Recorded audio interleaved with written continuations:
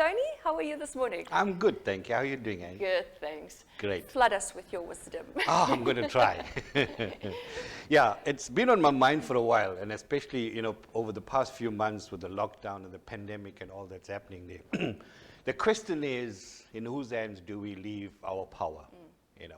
Are we leaving our power in the hands of our supervisor? Yeah. Is the power in a broken relationship? Is it in the failed examination results that we have? Where is our power at the moment? Yeah. It's probably scattered all over the place. It's probably on some incident that took place 10 years ago, 12 years ago. Today, I want to talk about reclaiming that power. I love that, yeah. And that power belongs to you, no matter what. And it's not easy to do so, but I want to encourage the viewers that spend this weekend looking very, very seriously about how we're going to reclaim that power.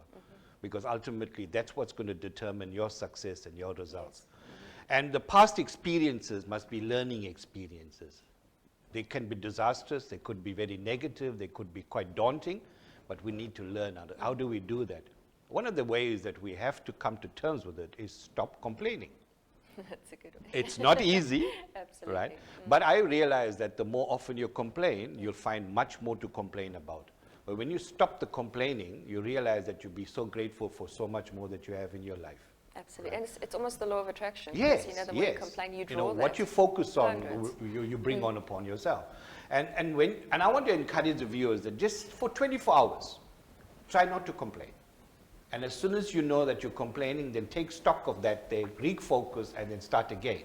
And try and do it over the weekend. Yeah. The other thing that you can do is to watch the language that does not imply that you are a victim.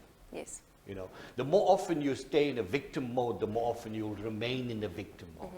And the more often you're doing that, you're actually talking the language of a victim. Poor me, this is, life sucks and all that stuff there.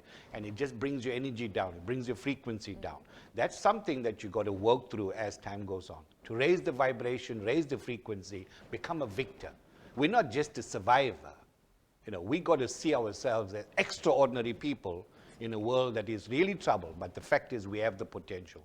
The other thing we need to look at is embrace forgiveness. And when I talk of forgiveness, I'm talking about self-forgiveness. It's not easy to do that because we're willing to forgive others and may not forget, but how often are we willing to forgive ourselves? Exactly. We've all messed up. We've all messed up, and in a school, at university, in the work situation, yes.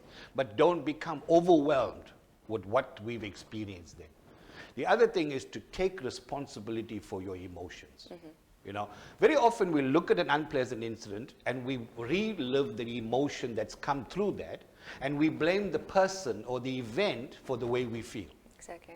And the more often we're looking at that, that's how we're going to look at ourselves and think that this is why we feel the way we do, because of so-and-so or because of what has happened. But when we take responsibility for our emotion, we are in a better position to actually change that emotion. Absolutely. Happiness does not lie at the end of your 4-year studies at university. Happiness does not lie after you get your pension benefits from your company. Yeah. Happiness happens in your life right now. And it's a daily choice. It is a daily choice. It is absolutely right. You're quite right. It's a choice you make every day, right? The other thing is, don't be afraid to stand out in a crowd. You don't have to go with the crowd for everything that's being said and done. You need to be able to stand up and be able to talk about your potential. Absolutely. Your worth, your self-worth is so important. Talking of potential, Angie, you have to understand that it is not based on other people's opinion, especially if it's negative. 100%, yes. Now, I've been involved in child and youth care for many, many years, and we've always been taught to look at the strength-based approach in managing youth care. And how cool is that when we look at our own strengths rather than our weaknesses? And how seldom do we do that? We're always bashing ourselves and we're just pulverizing ourselves about the negative stuff that society throws back at us.